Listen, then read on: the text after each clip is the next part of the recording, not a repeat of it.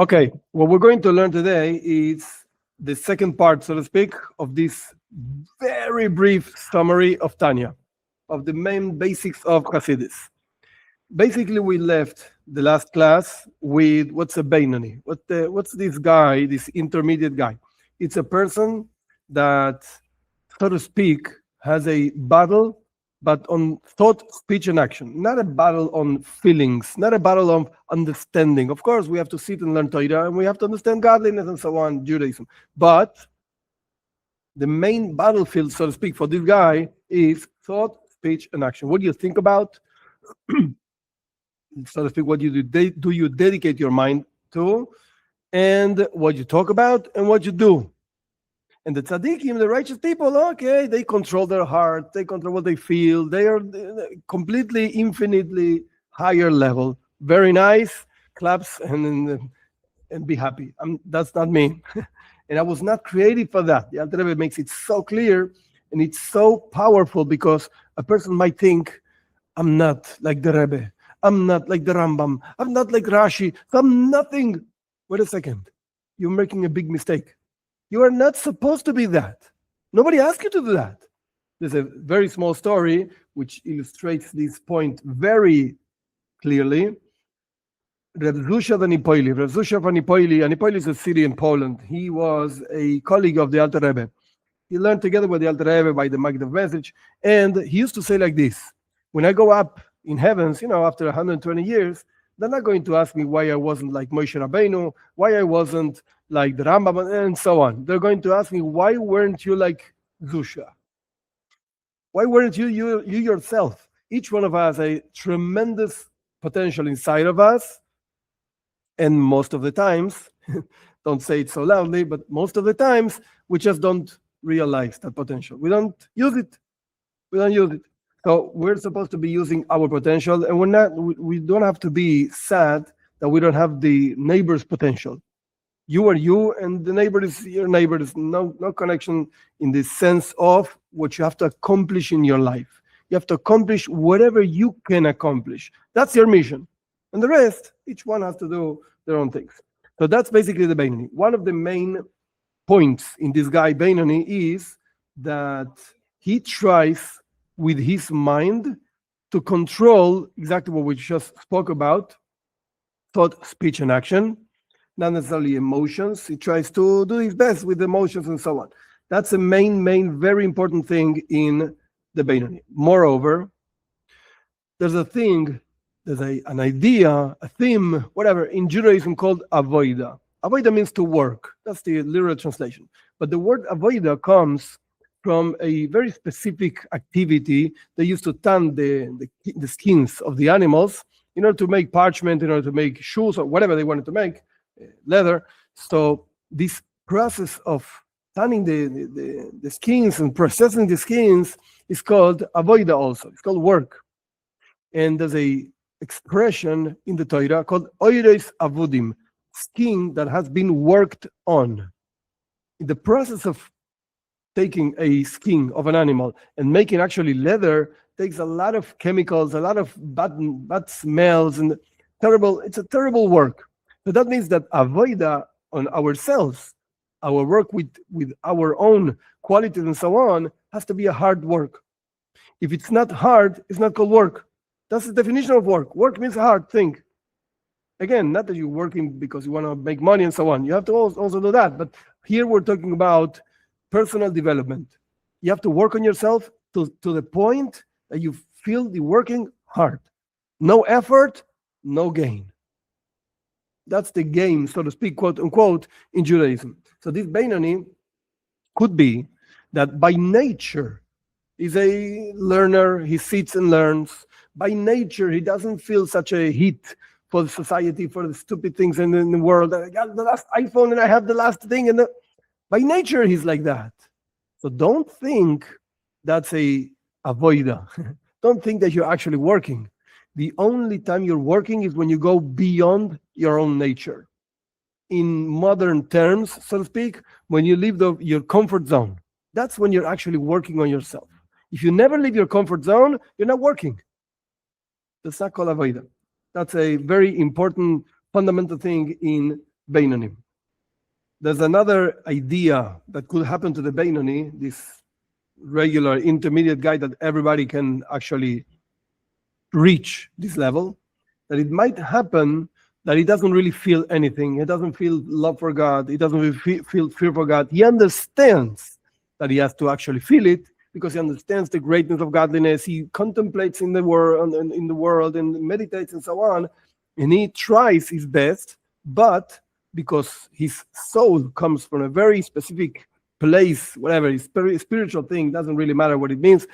It's called ibur. It's called when a woman is pregnant, the fetus is inside of her belly. So you don't see what's inside her, so to speak. And when it's born, of course, now you see. So there are souls that come from a specific level that is called level of pregnancy. Not that God is pregnant, don't misunderstand. What it means is that it's a level that is hidden in such a way that a person understands but still cannot develop love for God. So the Alter Rebbe says, don't worry, don't get depressed again. The point over here is that as at least you understand the greatness of God because you think about it and you contemplate and so on, that's already good enough in order to develop yourself, in order to grow within yourself. Even if you don't feel it, at least you understand it. You understand you should be feeling. That's already called some sort of feeling. Then the Alter Rebbe goes into a completely, so to speak, different path. We spoke in the last class, there are two paths. There's a long one and short one. There's a short one and a long one. So up to here, basically, we learned what the long and short path is. It's a long path because it's a very difficult thing to develop feelings, develop fear for God, love for God within the heart by meditation, through meditation, and so on. It's a long path, but it's short. Why is it short? Because it's mine. Whatever you develop, you really feel it. You really feel it. But there are situations in which a person cannot really develop this for many, many reasons. So the Alter Rebbe says, you know what? There's a short path. It doesn't mean a shortcut. It's a short path, but you should know, even though it's a short path that I'm going to describe in a second, but at the same time, it's a long path. Why? Because it's not yours. What you actually have inside of you, the feeling you have, is not really yours. It came from, as inheritance from Abraham, Yitzchak, and Yaakov. What does that mean? What's the short path? The short path is the following. Each person, by the way they were created by God, has inside of them a very strong desire to connect to godliness. Very, very deep inside of us, this desire is over there. And we received it as an inheritance from Abraham, Yitzchak, Yaakov. Abraham loved God, and God gave him a gift. What was the gift that God gave Abraham? You're going to pass on generation after generation to your children, descendants, and so on, love for God. It's over there. It's there. Sometimes we don't feel it, okay, but it's there. When do we actually feel it? When we come to a situation in which we have a proof of faith, so to speak. Either you do this or I kill you, like in the times of the Holocaust and so on. In those moments, in those situations, this love for God emerges. There's a story, very powerful story, I'll make it short, told by Eli Wiesel. Eli Wiesel was a person that passed through the Holocaust, and he was very close to the Rebbe, and he very interesting guy, he wrote books. So Eli Wiesel relates a story that he heard from the person that actually this story happened to. The story is like this. There was a row of people, the Nazis, they killed Jews, they had a sport of killing and so on. So there was a row of people, the Nazi was killing each one, pom, pom, pom, until he came to the last guy in the row, and he told him like this: either you bow to me and you recognize I'm God, or I kill you. You see, your life is in my hands. I don't remember the whole description that Eli Wiesel makes of the story. It's very interesting. He wrote very well. And this guy did not bow. Yeah, I'm killing, scream goes, and this and that, boom. The Nazi kills this guy. And the story is that the son of this guy was watching how his father was being killed. And the son of this guy told Eli Wiesel, I never understood why my father didn't bow down. Because my father did not believe in God at all. Never. But that's the story. And Elie Wiesel wrote this in a book called, I think, I'm a Jew or something like that. So what is the story actually illustrates? The story tells us that even a person that the whole life was a negator of godliness. There's no such a thing as Judaism or godliness. Don't bother me. I don't care about this. But you know what? In the most critical moment of life, this emerges. This comes out. And you say, after all, I'm a Jew. I'm not bowing down to you. You're not God. So this is what the Alter Rebbe calls hidden love within a person. Ahava mesaiteres, that's in Hebrew. Hidden love within a person, love for God. And we have to learn to let this grow and emerge and sprout out and so on, even not in terrible situations. Don't expect to be in a terrible situation in order to remember that you're a Jew. No. But it is inside of us. It is. And we have to understand, we have to know that the Rebbe makes this very clear throughout different number of chapters, that every single mitzvah, every single instruction that God gives us, each one of those is actually fundamental. There's no such a thing as important mitzvahs or not important mitzvahs. Important commandments, not important commandments. Why? Very simple. Because the word mitzvah in Hebrew, commandment, we actually translate it as commandment, has also another meaning. The meaning of connection.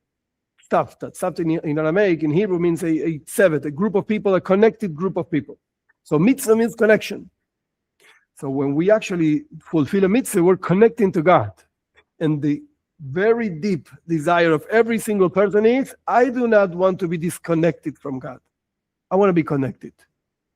And therefore, when a person realizes that he's going to get disconnected because you're not fulfilling God's will, because you're doing something God doesn't want from you and so on, when a person feels this, when a person realizes, even if it's not a feeling in the heart, it's at least you realize it in your mind, automatically the person is going to say, no, I'm not going to do this. Why not? You always do it.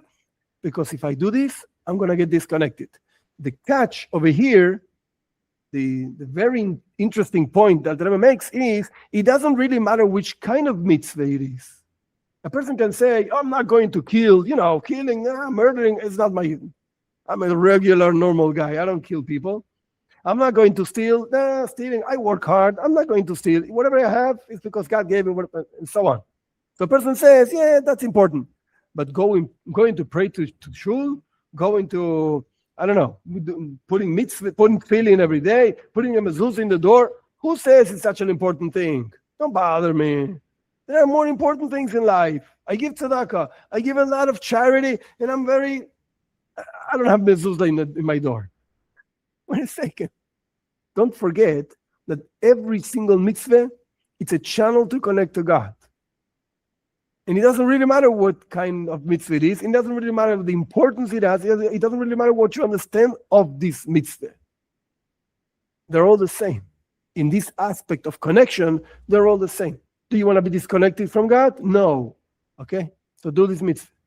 Or don't do that thing that God doesn't want you to do. So with this, the Alter Rebbe explains what the short path is. The short path is always realize that all the mitzvahs are fundamental channels of connection to godliness. And the truth is, interestingly, the Alter Rebbe doesn't bring it in this point in Tanya. It brings it later. There's an interesting phrase by our sages. Our sages say, Schar mitzvah mitzvah, in Pirkei Avos, in the ethics of our fathers. Schar mitzvah mitzvah, the reward for a mitzvah is a mitzvah. The reward for fulfilling a commandment is a commandment. What does that mean? Most of the commentators explain that it's very simple. When you fulfill one commandment, God is going to give you the opportunity to fulfill another one. Oh, so you see, the reward for one commandment is the opportunity to do another one. Very nice. But Alter Rebbe explains in a much deeper way. Schar mitzvah, you know what the reward of a mitzvah is? Mitzvah, the connection. The schar, the reward for fulfilling a commandment is your connection to God. That's the most fulfilling, so to speak, thing a person might have in life. You can have a lot of money, you can have not a lot of money, God forbid. You can have all kinds of things and not have all kinds of things. The connection to God, that's the most important thing in life. because that's the only thing that is going to make you, again, leave your comfort zone and really grow. Really grow. In Hasidic thought, is explained in many places that there are 4 types of creatures. Actually, the Rambam talks about this also. The Talmud talks about this also.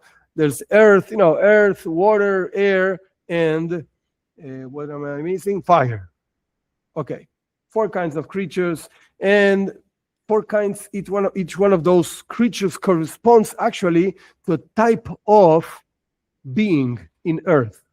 You have inanimate objects like stones, you have plants, vegetable world, you have animals, and you have human beings. Human beings are not better animals. We don't believe in evolution at all. God created us in this way. And even because we find common places with animals and like in the brain and in the heart and this and that. Okay, God, that's the way God created us. Not that it evolved on millions of years. No. We don't believe in this. But whatever, having said that, we're not better animals. We're human beings, completely different type of creature. The fulfillment of an inanimate object like a mineral is when it gets included into a plant. The plant absorbs from the ground minerals, water, and so on, and now this mineral became plant. It grew into a infinitely higher type of being because a stone doesn't grow and a plant grows. Now, the fulfillment of a plant is when the animal, suppose a cow, goes into the field and eats the plant. Oh, now this vegetable became animal. The animal at least moves from here to there. The plant doesn't move. Okay. The fulfillment of an animal is when a human being eats the animal. Now, the animal became human being. But what's the fulfillment of a human being? How do you actually grow? What's on top of you? God. That's the only thing on top of you. What does that mean? When a person gets connected to God, that's the real growth. That's the real fulfillment of a human being. Having said all of this, it doesn't matter, again, which kind of mitzvah it is.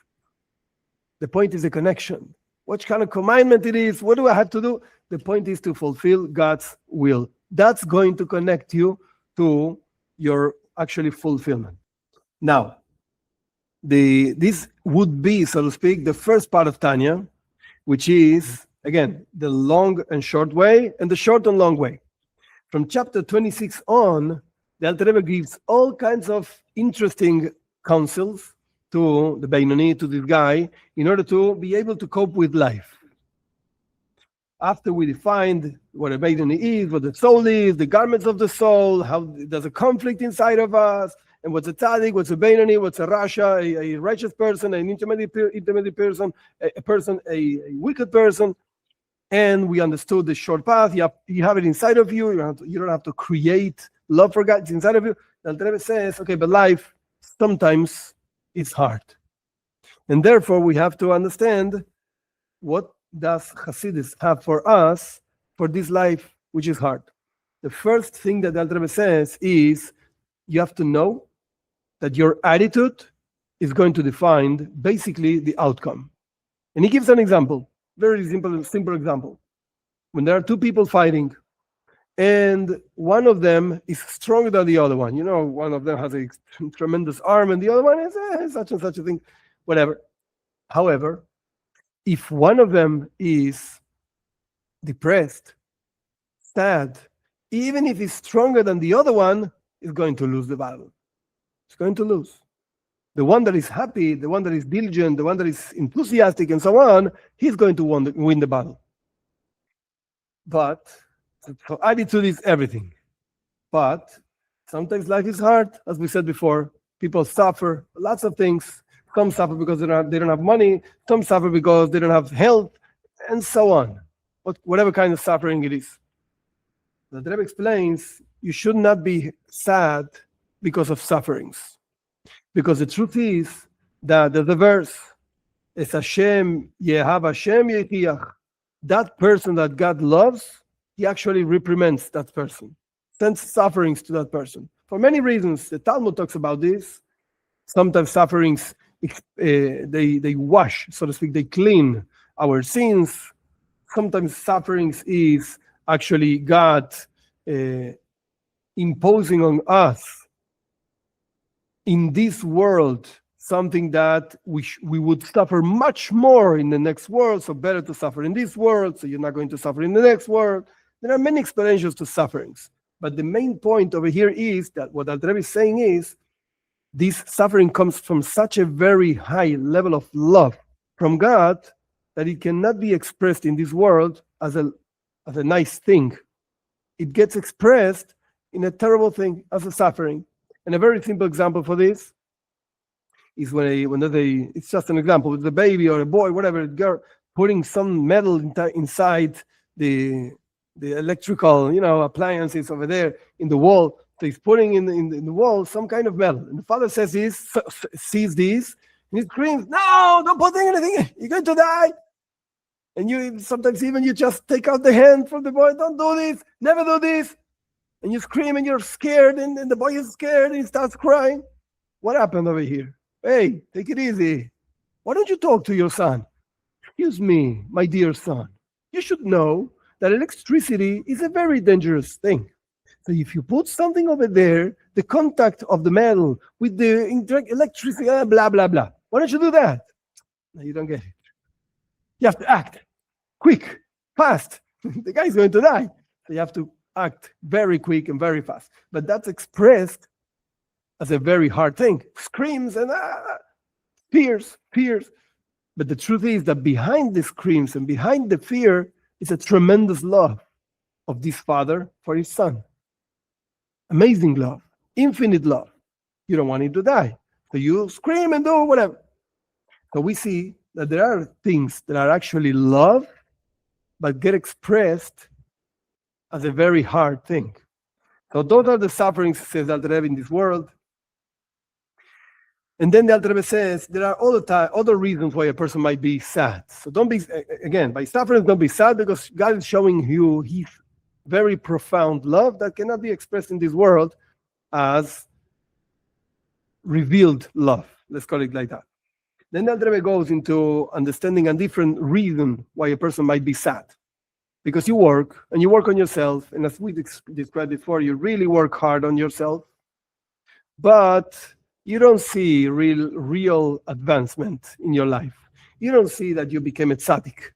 You don't see that you actually control everything in your life. And it's hard, it's hard work. And you get very sad, either because you have many sins on yourself, and you say, I'm never going to do tshuva for these sins. It's so difficult to repent. Or, again, because you work very hard, and you, from time to time, you see your yetzer hara, your evil inclination takes you and actually controls you.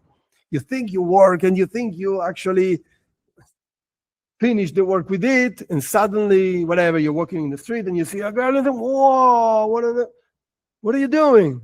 What are you looking at? You're not supposed to do that. Oy vey, I just came from a class in the synagogue. I just learned 3 pages of Talmud in deep ways, and Taisus and Rashi, and this. I'm looking at girls in the street. What am I doing? All my learning is nothing. I didn't accomplish anything. I didn't change myself. I'm just learn. I understand intellectual things. Yeah, the Talmud says this and that. Did you change yourself? No. Oy vey is me. So a person might get depressed. And the Alter Rebbe has a very interesting idea. He says like this: you should know that every opportunity you have to not to transgress, to walk in the street and not to look at these girls, it's just an example, where you shouldn't be looking and so on. Every opportunity you have, you're fulfilling a mitzvah. You're actually doing a mitzvah, a commandment. What's the commandment? We say every day, do not deviate after your heart and your eyes, that you deviate after them. And the Alter Rebbe asks a very simple question. Who is this verse talking about? A tzaddik? A righteous person? He doesn't deviate. Never. He's a tzaddik. That's why he's a righteous person. He doesn't deviate. This verse is talking about a Beinoni, a person that might deviate, and the Torah says, don't do it. So every single time you actually deviate, in this example that I gave, the sight, you don't see what you don't have to see, you don't listen to what you don't have to listen, You don't say what you don't have to say, and you know it, but it sounds so nice and so funny. Yeah, but somebody's suffering. Yeah, but it was such a nice joke. This guy came and I said like this and that. There was one guy that wasn't joking, He wasn't actually laughing. Everybody was laughing, but this guy was suffering. So don't say it. Every single time you avoid doing, talking, or even thinking about something you don't have to think, or looking and so on, and listening, every single time you're fulfilling a mitzvah. You're actually working on your evil inclination and connecting to God. So why should you be sad? You shouldn't be sad. Then the Rebbe says, every single bad thought, sometimes people are sad, depressed, because they have very bad thoughts. The bad thoughts, you have to just push them away with two hands. That's what the Rebbe says. Push them away with two hands from your mind. And the way of doing this is, in other places in Chassidus, it's explained that we can stop doing, like don't act, don't do anymore. You can stop talking, just shut up, you're not going to talk, but you cannot stop thinking. The thought in Chassidus is compared to a river that flows and flows, water very strong, all the time flowing. You can't stop that river. But what you can do is, you can change your thought. Once you realize that you're thinking something is not proper, for whatever reason, just change it for something else. The problem is when a person has an empty head, so to speak. What does it mean, empty head? When you don't have memorized, even if it's not perfect, doesn't really matter, but ideas in Torah, verses in Torah, you have to have them memorized in your head. It doesn't really matter if it's just one, you can repeat this one all the time. It doesn't really matter, you're still learning Torah, even if it's repetition. When you don't have thoughts in your head, so you don't have what to change this thought, this bad thought with. What can I put in my head instead of this bad thought? So a person has to be very careful to have ideas of Torah or verses and so on, Tehillim, Psalms, memorized in the head, in order to, immediately as you realize you're actually contemplating something very evil, very bad, change it. Stop thinking about that and start thinking about something else. You're not going to be able to stop thinking at all unless you die, chas v'shalom, God forbid, but change it. Think about something else and reject completely this bad thought. Then the Alter Rebbe talks about a very interesting thing, humility. That's another reason why a person might be depressed, because you think you're higher than and you're better than, and the other guy is not doing what he has to do, and why do I have to work so hard, and this guy doesn't work so hard, and so on, and I see him sinning, why do I have to be careful with this and that? I see all kinds of people doing bad things. Why do I have to behave? Why me? I don't want to behave. It's easier and it's funnier, quote unquote, when you don't behave. So nobody's behaving. Why do I have to behave? But that takes a person also into depression. Always me. Why me? That the Alter Rebbe says something very interesting. When you see other people sinning, other people doing not appropriate things, you don't have to judge them. Don't judge anybody. Because our sages do say, actually, in Pirkei Avos, the ethics of our fathers, don't judge a person until you're in its place. In the idea of the place where a person is, of course, you're not going to be that person, but what does that mean, the place where the person is? Certain situations lead a person to sin because he's found in that circumstance, in that situation that provokes, so to speak, this person to sin. It doesn't mean that this person is not guilty of sinning. Of course, he sinned. He chose to sin. But the idea that Rabbi is sharing is the situation in which this person is found makes him sin. The fact that you're not in that situation doesn't mean that you're really better than that person, because you don't know how you would react in that situation. So don't judge and be humble in front of every single human being in the face of the earth. Humbleness. That's a very important trait, so to speak, Chassidus talks about. And then the Alter Rebbe says, even if these ideas don't help you, so to speak, to to take out the depression of your heart, like sufferings. I explained to you, says Al Rebbe, sufferings come from a very high love, shape of love from God towards us. And then the bad thoughts, and then the bad feelings, and then whatever, the humility.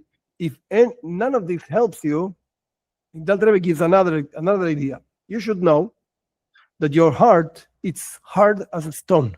That's why you don't get better with these different ideas that Rebbe shared. This is called in Hebrew timtum aleif. Your heart, or timtum amoyach, your heart or your mind are very hard as a stone. Why? Because you indulged yourself too much throughout your whole life into materiality and mundane things, vulgar things, and so on. That's why your heart is so hard as a stone. So what do you have to do in order to improve? You have to, quote unquote, break your heart. What does that mean, to break the heart? It means stop indulging in material things. Break, quote unquote, your body. Why do I say quote unquote, and I'm very strong on that? Because it doesn't mean fast. Fast every single day for 10 hours. It doesn't mean mortifications, like hit yourself with a whip 10 times a day. No. This is not what the Rebbe is talking about. No. The Rebbe is talking about controlling your body. What does that mean, to control the body? Very simple. You want to eat cake. Oh, it's a kosher cake, and I can eat the cake, and I love this cake. Okay, you know what?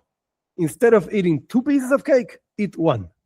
Yeah, but I don't have a problem with diabetes, and I don't have a problem with whatever. I'm not fat, and I can eat 2, and I like it. You know what?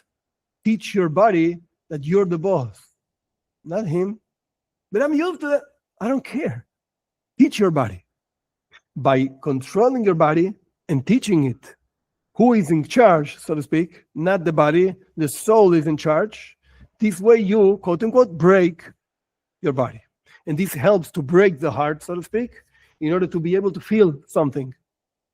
In order to be able to understand, you break your mind, so to speak. Then the Alter Rebbe goes into a very interesting subject, that after understanding that the main thing is the soul, and the soul should be in charge of every single part of the body and every single part of the garments and thoughts, speech and action and so on, that's a tool to understand, to really understand what it means, the mitzvah of Ahavas Israel, loving your fellow Jew.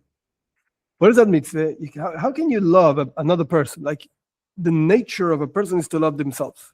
I love myself because I'm me, because I live with me 24 hours a day, 7 days a week. So I appreciate myself and so on. How can I love somebody else, kamoicha, like you love yourself? To the point, interestingly, the Ramban, Nachmanides, writes, in his commentary in the Torah in Pashas Kedoshim, when this verse appears of loving your fellow Jew like yourself, he says, this is an exaggeration. It's exaggerating. It's impossible. Forget it. Do your best, but it's impossible. And the Rambam, Maimonides, how does he explain this mitzvah? Okay, it doesn't really mean to love the other guy. It means to talk good about the guy, to think good about him, to help him whatever you can. It doesn't mean to feel, when your heart beats stronger, that you're feeling something, excited about something. It doesn't really mean that. It doesn't really mean that. And the Rebbe says, no, wait a second. The Torah, you cannot take it out of the normal, regular, simple translation. Pshat. That's what it's called in Hebrew. Pshat. So when the Torah says you have to love your fellow Jew like you love yourself, that's what it means. How do you do that? In order to do that, you have to focus. You have to, again, as we said before, focus on the spirituality of a person. Focus on the soul of a person, not on the body. The body divides between us. But the soul is a very lofty thing. And there's a level of the soul in which we are all connected. We're all one thing. We're all one part of a big body, so to speak. So that's the way of keeping this mitzvah. Then the Rebbe says, the Alter Rebbe goes into a very long description of loving God and fearing God. And he says, this is exactly what love for God actually means.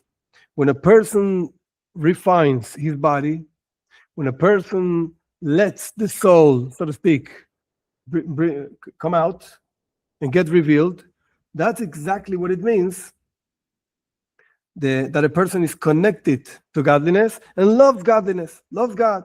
That's exactly what it means. And that's exactly the idea of simcha, simchas hanefesh, the happiness of the soul. Sometimes, as we said before, happens that the body is not so happy. Yeah, it's true. The body's not so happy, either because you don't have money or because you do have money.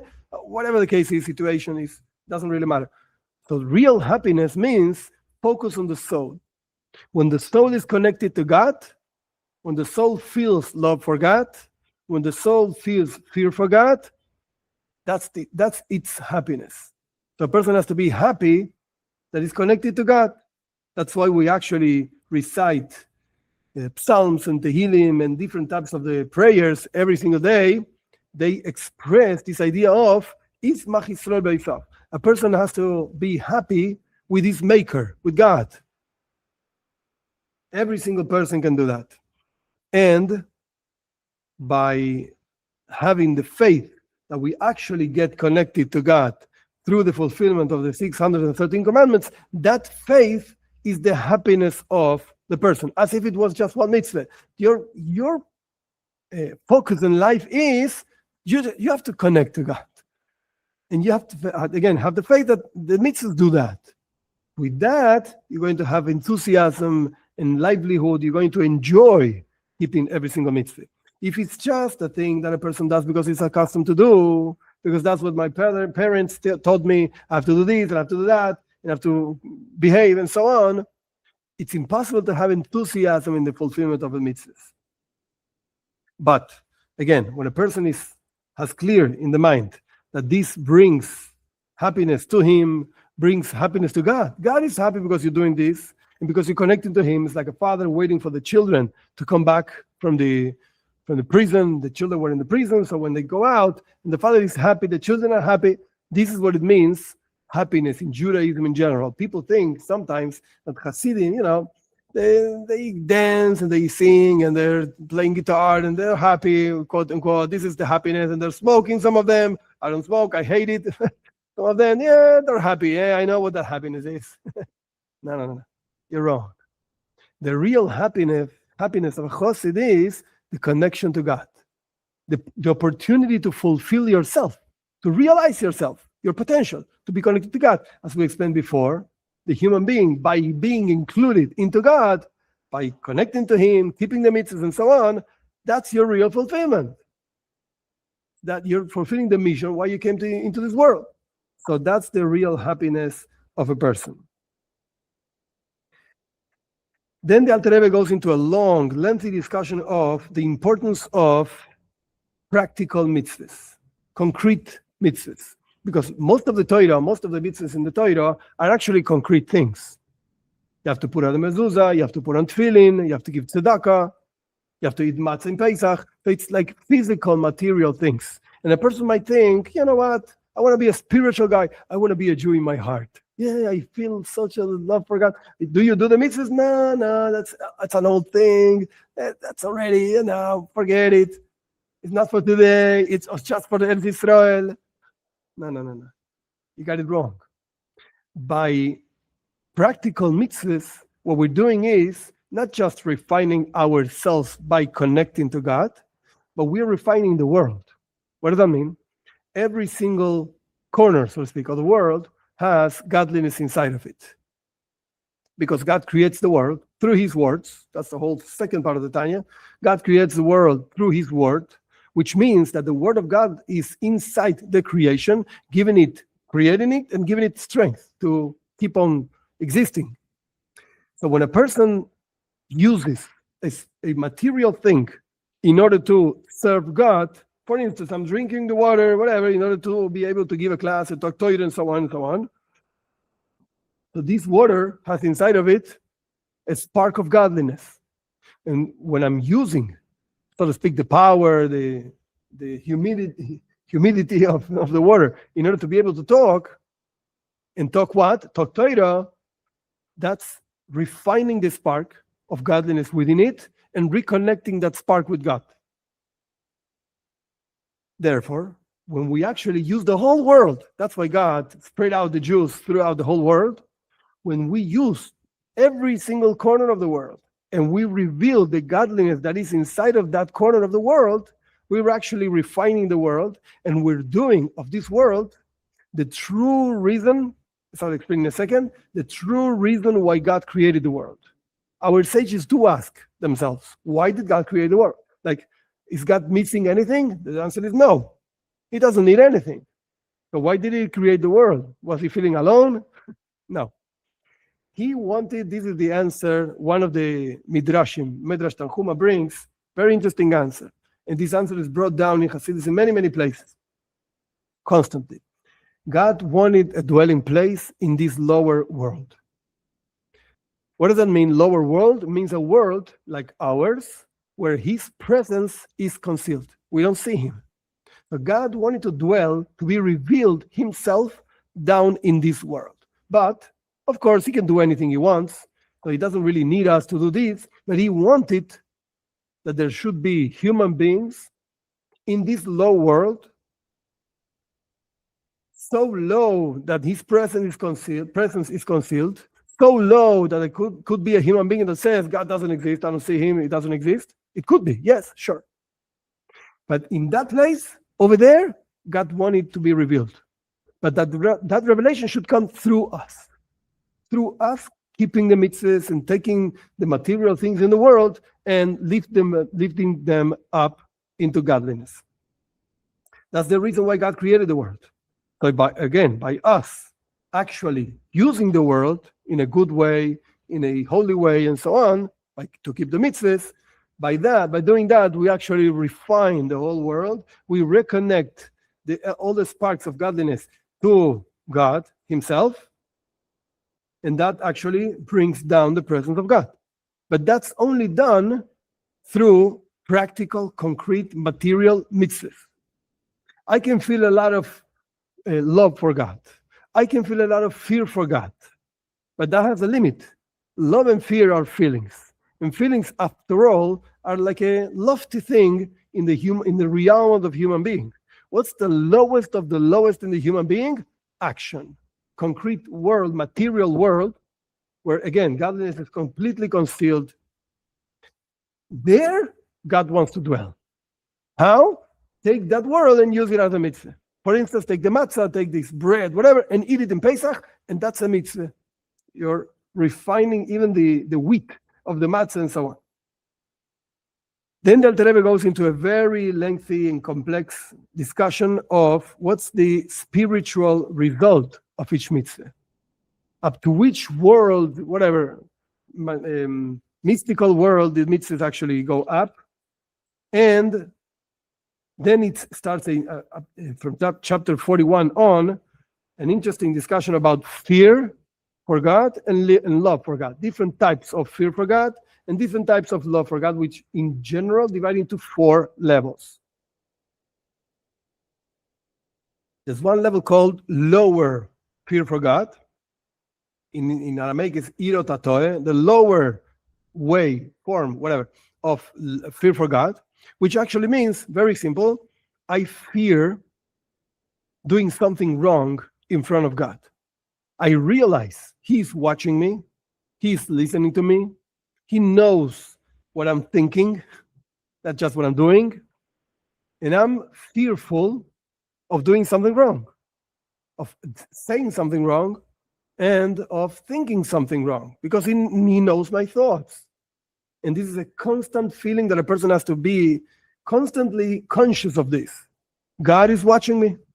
That's the lowest level of fear for God. Some people think, erroneously, it's wrong, but some people think that the lowest level of fear for God is fear for punishment. You know what? If you don't behave properly, God is going to punish you, and you will suffer a lot. Either in this world or in the world to come, you will see what God is going to do to you. That's not fear for God. That's fear of the punishment. If it would be something else that applies the punishment, so you would fear that thing. But you're not fearing God, so to speak. So when we talk about the lowest level of fear for God, we're talking about fearing doing something wrong in front of him. He is watching us, and so on. That's the lowest level. Then the next level is love, a lower level of love for God. So first comes fear. That's the basics and the root of service to God, fear for God, even the lowest level of fear for God. Then comes love for God. But in a low level. What does that mean? Love for God in a low level.